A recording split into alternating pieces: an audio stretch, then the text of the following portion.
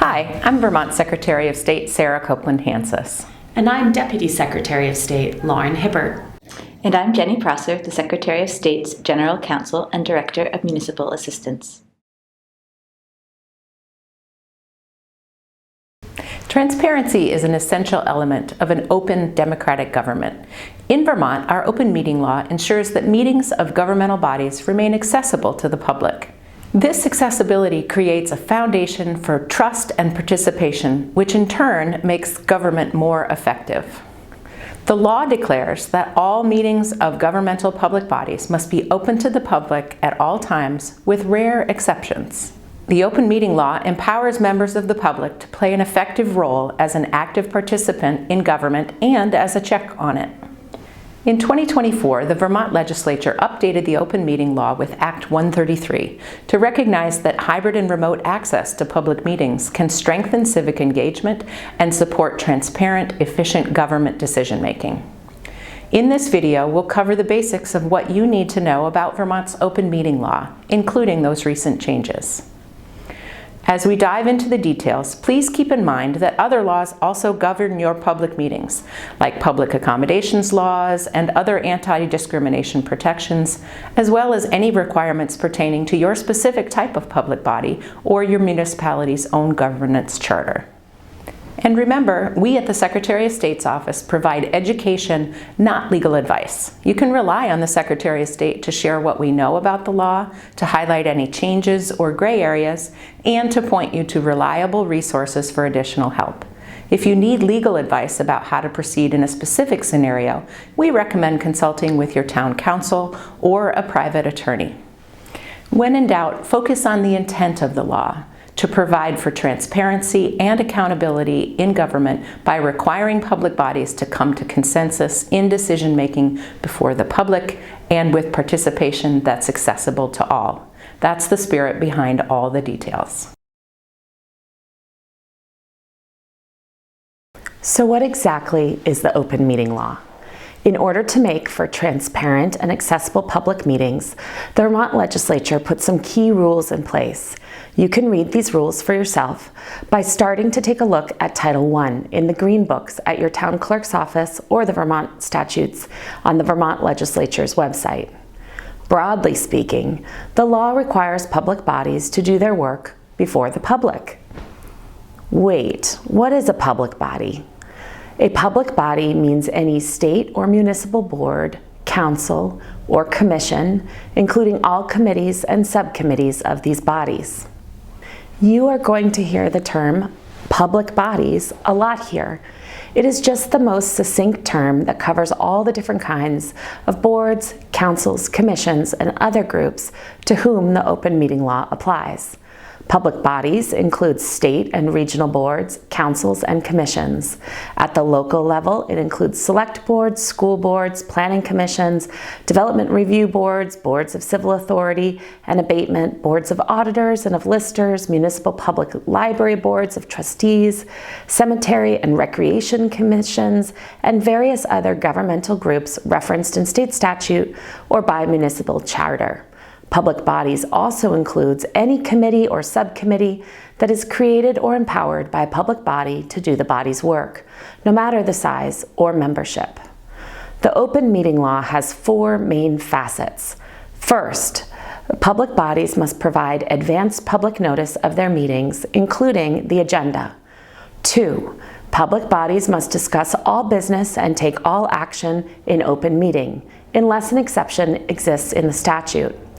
3, members of the public must be able to attend and participate in meetings, whether the meeting is conducted in person, remotely via electronic means, or in a hybrid fashion.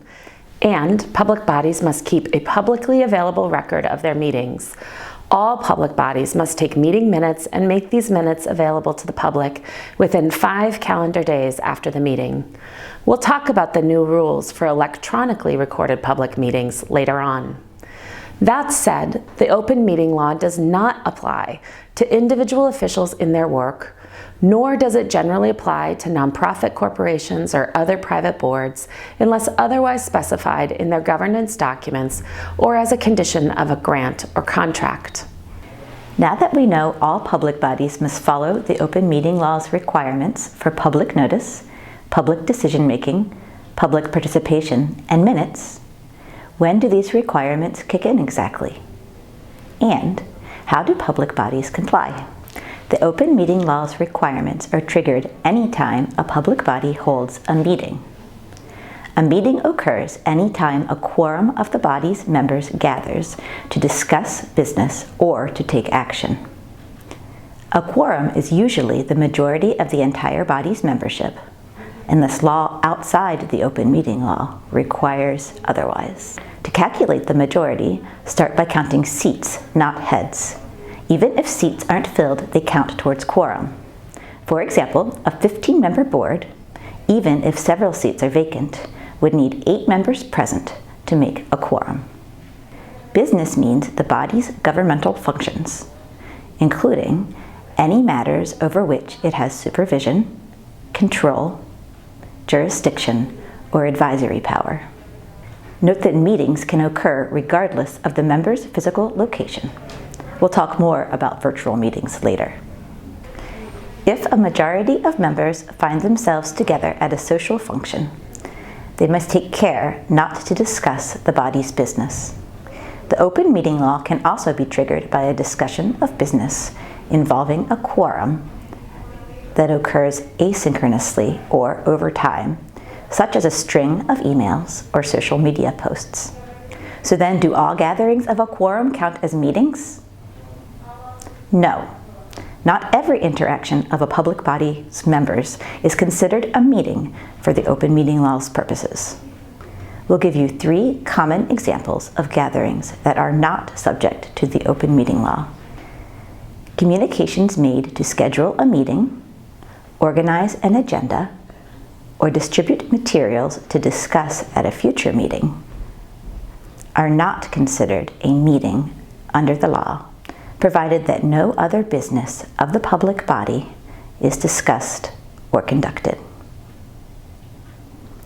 These communications are, however, subject to Vermont's Public Records Act, and so any record of them must be made available to the public upon request for inspection and copying, unless an explicit exemption in statute applies.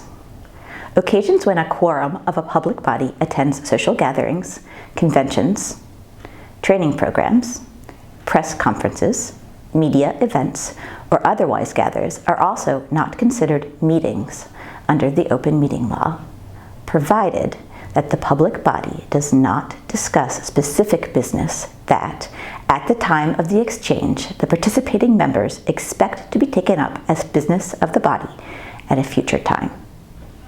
And a gathering of a quorum of a public body at a duly warned meeting of another different public body is not a meeting, provided that the attending public body does not take action on its business.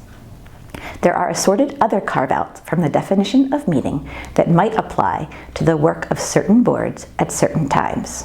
For example, site inspections for tax assessments or abatements, routine day-to-day administrative matters that do not require action by the public body if no money is appropriated, spent, or encumbered, and bilateral collective bargaining negotiations between a school board negotiating committee and a labor union. In sum, a public body must comply with the open meeting law when a quorum gathers to discuss business or take action, unless an explicit exception from the definition of meeting applies. Next, let's talk about meeting requirements. First up, notice.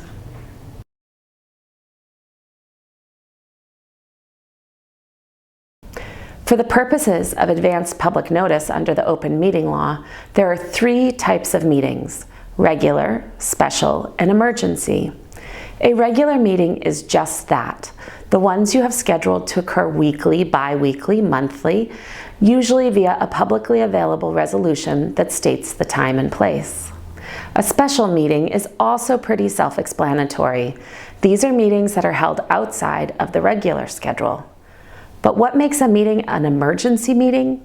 These are held in the event of a true emergency, only when necessary to respond to an unforeseen occurrence or a condition requiring immediate attention. How does a body provide notice of a meeting, and what about meeting agendas? For regular meetings, you don't have to give additional notice before each meeting as long as the schedule has already been clearly designated.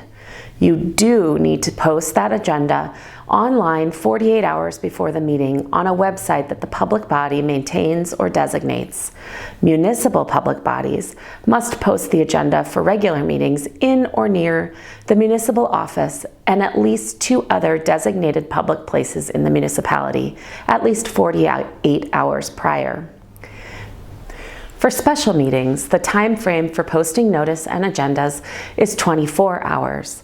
The public body must also give notice of the meeting's time, place, and purpose to a newspaper or radio station serving the area, as well as to any person who is requested in writing to be notified of special meetings, and to each member of the public body, unless a member has waived notice. For emergency meetings, the law only requires some notice as soon as possible. Here, focus on the open meeting law's underlying purpose, transparency and accountability. If you can manage 24 hours notice, then we recommend conducting a special meeting rather than an emergency one. What should be on the agenda? Well, start with the date, time, and location of the meeting. You should also include each specific topic that will be discussed and, to the extent possible, potential actions the body may take. If you anticipate an executive session, more about these later, it can be helpful to note this as well. Additional requirements may come into play when conducting meetings that involve electronic participation. What about minutes? Public bodies must take written minutes of all meetings. Minutes are the permanent record of the formal actions of the public body and play an important role in recording the history of the public body's business. The open meeting law requires that minutes give a true indication of the business of the meeting, covering all topics that arise. At minimum, minutes must include the names of all members of the public body who are present at the meeting, the names of all other active participants, all motions, proposals, and resolutions made and their dispositions, and the results of all votes, with a record of individual votes if roll call is taken. Minutes are public records and must be made available for public inspection and copying after 5 calendar days from the date of the meeting. If a public body maintains or designates a website, minutes must also be posted to that website no later than 5 calendar days after the meeting. Except for draft minutes replaced with updated minutes, posted minutes must not be removed from the website sooner than 1 year from the date of the meeting for which they were taken. We've covered advance public notice and minutes, which are fairly straightforward. Now, we'll address the open part of open meetings. Generally speaking, public bodies must conduct all discussions and make all decisions in a duly warned, open meeting before the public. It's worth noting, though, that this doesn't necessarily require all members of the public body to be in the same room.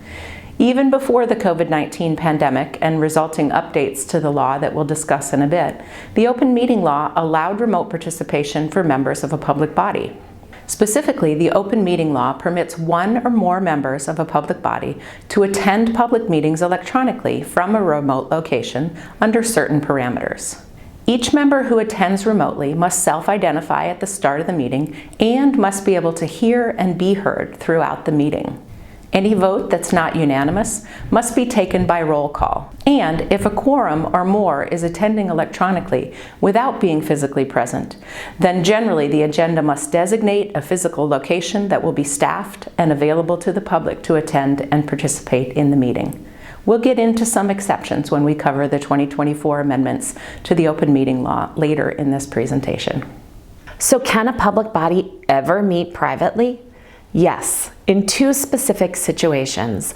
The open meeting law recognizes that private discussions among a quorum of a public body may be advisable.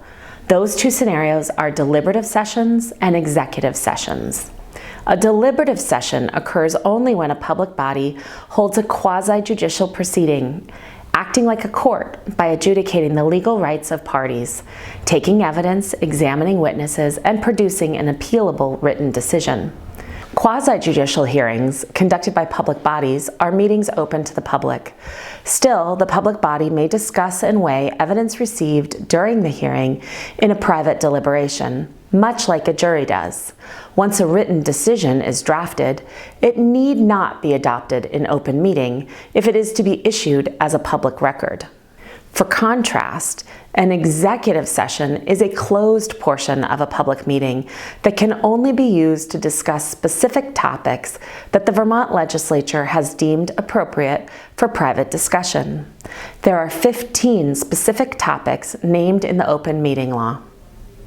To enter an executive session, a motion must be made in open session that indicates the reason for doing so, preferably naming the specific provision of the open meeting law that gives the authority to go into executive session. For a municipal body, the motion must get a majority vote of those present to pass. For a state body, a 2/3 affirmative vote is required. Once in executive session, discussion must be limited to permissible topics, and no formal action may be taken, except for actions related to securing a real estate purchase. This differs from a deliberative session, in which decisions may be made so long as a written decision is issued that is a public record. Any formal action in an executive session must be taken by motion and voted after the public has re-entered open session. Misuse of executive sessions goes against the purpose of open meeting. Public bodies should close their meetings rarely, and then only for legitimate purposes. Some bodies choose to go beyond the requirements of open meeting law and do everything in public, except for when acting in a quasi-judicial capacity, where constitutional due process may require private deliberations. The risks involved in letting everyone know of a public body's business are not small. Nevertheless, there is generally no penalty for extra openness, and there is a high return on the investment if the public understands that you have nothing to hide. The open meeting law isn't just about acting in front of the public, it's also about acting with the public. Now we'll talk about public participation. What rights do members of the public have under the open meeting law? The public has the right to obtain meeting agendas in advance, to be notified directly of upcoming special meetings, and to view or copy meeting minutes. Agendas for regular or special meetings must be made available to any person before a meeting upon request. In addition, anyone can request in writing that a public body notify them of special meetings of the body. The request applies to the calendar year in which it was made, except that requests made in December also apply to the following calendar year. Meeting minutes, either in draft or final form, must be made available for inspection and copying no more than 5 calendar days from the date of any meeting. Members of the public have the right to attend public meetings. Meetings of public bodies are also subject to the public accommodations requirements detailed in Vermont's anti-discrimination statutes. When a public body decides to meet in private in executive session, members of the public have the right to know its reason for doing so. It is best practice for a body to call a motion with a clearly identified reason for the executive session. Members of the public also have the right to participate in public meetings. Specifically, public bodies must give members of the public a reasonable opportunity to express their opinions on matters being considered by the body at an open meeting, except for quasi-judicial hearings because of due process considerations. Many boards allow public comment at the start of the meeting, while others place it as the final agenda item. Some boards allow public comment whenever anyone present has something to add to the discussion. We believe it is a best practice to allow the public to comment on each item as the board proceeds through the agenda. The public comment period, however, is not a free-for-all. The board chair may establish reasonable rules to maintain order, and reasonable limitations on the amount of time for each speaker are not unusual or improper. So, public bodies must conduct their meetings in public, provide advance notice, minutes, and opportunities for members of the public to participate. What happens if a public body violates the open meeting law? Well, there can be criminal penalties, misdemeanors, and fines for knowing and intentional violation of the open meeting law. These penalties can accrue to members of the public body who violate the law, any person who violates the law on behalf of a public body member, or any person who participates in someone's wrongful exclusion from a meeting. More commonly, though, enforcement occurs when a member of the public or the Vermont Attorney General files a suit in court asking the court to make a call about whether a violation occurred and the appropriate remedy. That might be a declaratory judgment, which is a binding determination of the party's rights, or injunctive relief, requiring the public body to do something or to stop doing something.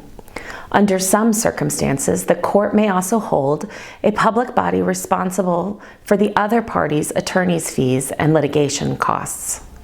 So how does citizen enforcement of the open meeting law work?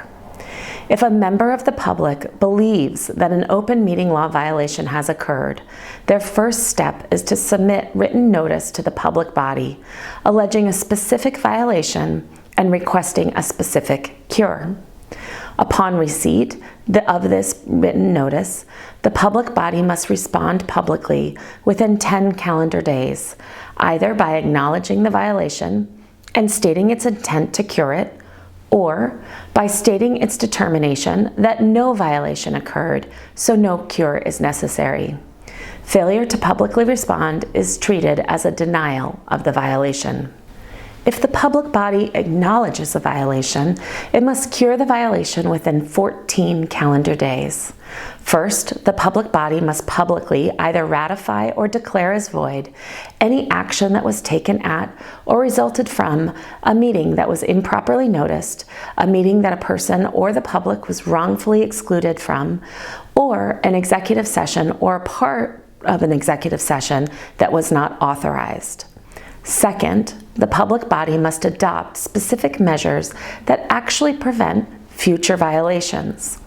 If the public body denies the violation or fails to cure an acknowledged violation in a timely manner, the aggrieved individual can file suit against the public body in the Civil Division of the Superior Court in the county where the alleged violation took place. The suit must be brought within 1 year after the meeting where the violation occurred or to which the violation relates. The court will then decide whether a violation occurred and whether a declaratory judgment or injunctive relief is appropriate, and whether circumstances require the public body to pay attorney's fees and litigation costs. Of course, it generally does not need to come to this. As we mentioned earlier, the spirit of the law is about how transparency yields trust. There are guardrails to prevent willful disregard for open meeting law, but the whole point here is that by removing barriers between you and the public, you're creating the conditions to be proactive rather than reactive. That is an overview of the longstanding open meeting law. Now we'd like to share a summary of recent updates to the law. In response to lessons learned during the COVID-19 pandemic, the Vermont legislature enacted Act 133 of 2024 to address hybrid and remote meetings and meeting accessibility. Act 133 made some changes and additions to open meeting law, primarily to do with the format in which a meeting can be held, depending on the different types of public bodies and their scope. For the last part of this video, we're going to break down these updates. At the threshold, the new amendments require each public body to determine whether it is advisory or non-advisory by considering its decision-making power. Advisory public bodies are just that, bodies that only advise. Advisory public bodies do not have final decision-making authority. They instead provide advice to those who do make final decisions. By contrast, and despite the negative in the term, non-advisory public bodies have more responsibility. Non-advisory bodies have final say over key decisions. Specifically, non-advisory bodies have final decision-making authority over at least one of the following: legislative, tax, budgetary, or quasi-judicial matters. This is why non-advisory bodies must now meet more stringent standards for accessibility and accountability. For clarity's sake, we'll refer to non-advisory bodies as decision-making bodies for the rest of this presentation, but now you know the language of the law. Wondering how to classify your public body?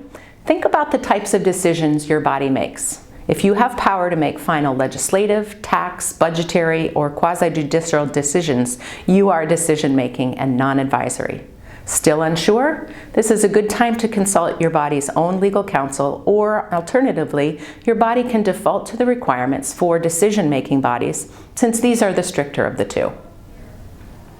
Okay, so you're a public body that does not have any final decision-making authority over legislative, tax, budgetary, or quasi-judicial matters. You're an advisory public body.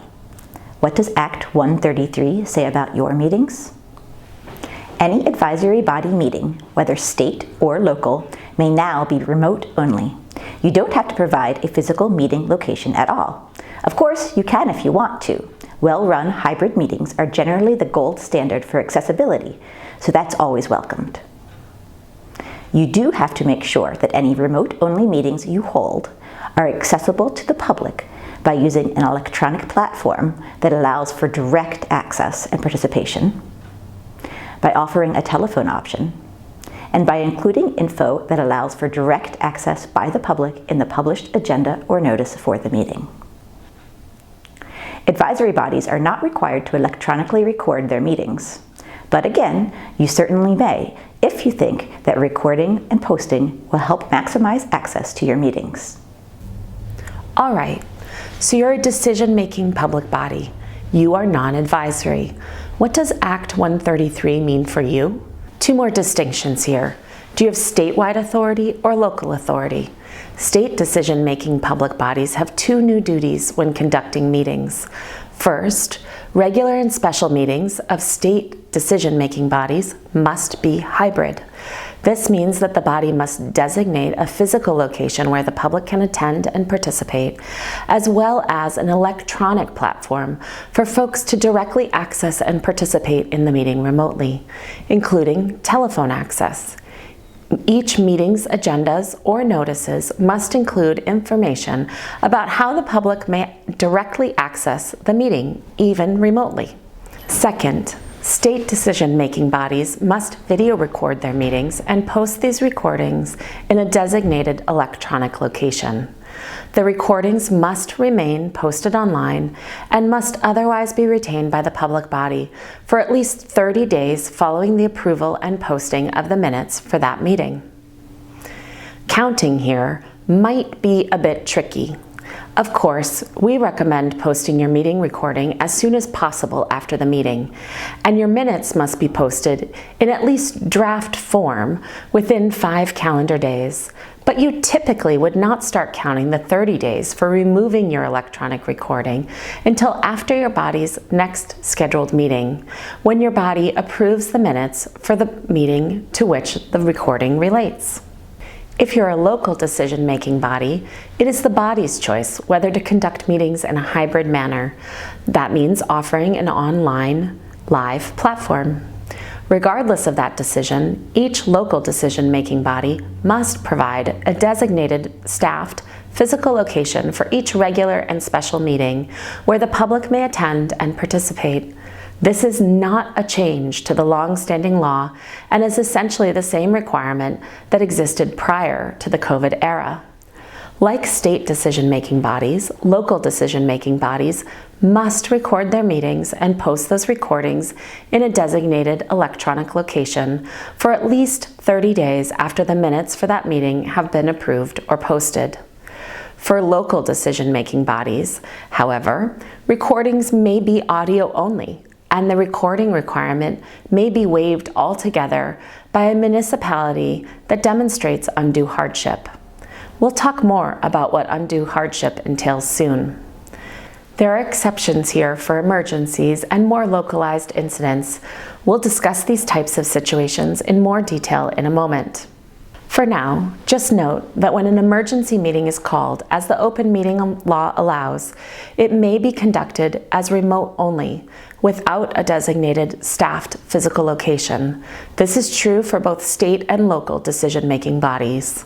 And when the governor declares a state of emergency, or when a local incident impedes a public body's ability to hold a meeting in its usual fashion, any affected public body may conduct meetings as either remote only or in-person only, as makes sense according to the conditions. Those are the main aspects of Act 133 that changed. Now let's take a look at some of the details. We mentioned that local decision-making bodies must electronically record their meetings with either audio or video, unless they can prove that this would cause undue hardship. What's that mean? First, this only applies to municipal bodies. If the municipality can prove that recording their meetings and posting that recording would require significant difficulty or expense in terms of their size, personnel and staffing, budget and cost, then they don't have to electronically record their meetings. The burden of proving undue hardship is on the municipality. We recommend that any municipality claiming this exemption have its legislative body document its finding after hearing relevant supporting evidence during an open public meeting and record its finding in the minutes. The idea here is to recognize that for some very small towns in Vermont, meeting accessibility is still important, but technological or staffing challenges might make it difficult to always record the meetings. Let's talk about meeting accessibility a little more. When we say accessibility, we mean removing barriers that people might face in accessing or taking part in a meeting. This can look like a variety of things, from a meeting time that's during work hours, to a building not having a good entrance for wheelchair users, to a room with poor acoustics or bad lighting. Part of open meeting law is about having rules in place that create good conditions for accessibility, but in some instances, there still might be barriers remaining for folks. This is where requests for access come in. This is a new option under open meeting law that allows any resident of the public body's jurisdiction, a member of the public body itself, or a member of the press to request additional access to a regular meeting. A request for access must be submitted in writing to the public body at least 2 business days before the meeting and specify what type of access is being sought. It is important to include contact information. And importantly, people do not need to provide any basis for their request. If your public body receives a request for access to a regular meeting, you must generally honor it. Again, there are some exceptions. Requests for access are limited to the next regular meeting, not a series of meetings, or a special meeting, or an emergency meeting. And a public body does not need to grant a request for access during an all hazards event, a declared state of emergency, or a local incident. Or in the case of a municipal public body, where the public body can show that compliance would impose undue hardship. Undue hardship here has the same meaning as we were discussing in the context of recordings for municipal meetings, where compliance would require significant difficulty or expense, looking at the factors such as entity size, personnel and staffing, budget, and cost. Sometimes things get in the way of holding ideal open meetings. If the governor declares a state of emergency, any affected public body may hold remote-only meetings during that time. Notice to the public of any alteration in the meeting location due to state of emergency must be provided in the same way you would warn a special meeting. Now, the open meeting law similarly allows a public body affected by a local incident to meet remote only or to meet exclusively at a physical location if the body's ability to provide electronic access is impeded. Local incidents are situations where the normal way a public body would meet is obstructed to the point that it wouldn't be feasible. This could look like a serious weather event, loss of power or telecom, a public health or safety emergency, or a received threat to a member of the public. The key here is that the problem directly impedes the ability of the public body to meet in its usual way.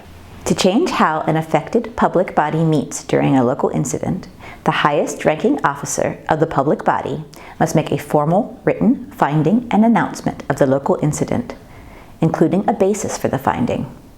As with meetings held during a declared state of emergency, the public body should also publicly announce and post info about the meeting changes due to a local incident like it would in giving notice for a special meeting. Although in this situation, an affected municipal public body is permitted to replace up to 2 of its physical postings with postings in publicly accessible designated electronic locations, provided that the agenda or notice is physically posted in or near the municipal clerk's office. Thanks for taking the time to view this training video, and thank you for your service as you work to support the vibrancy and health of Vermont's civic life. Serving on a public body is a considerable commitment. The decisions that public bodies make impact Vermonters' lives every day. Decisions on how city and town funds are spent, how a road is managed, what the bus schedule is for a school, how land is zoned, how a profession is regulated, or how a town library is accessed and managed matter to Vermonters. Ultimately, if members of the public understand those decisions, even if they don't agree with them, the community will embrace the decisions that have been made. Open meetings and transparent government help build trust in government and the democratic process. The Secretary of State's office commends the legislature for making modifications to open meeting law that reflect the lessons learned during COVID. And ultimately, we believe these changes make serving on a public body and public participation easier and more convenient. If you have questions for us about the open meeting law, you can contact us. Reach out to us at 802-828-2363 or visit our website. And for records-related questions, our state archives specialists are also ready to help.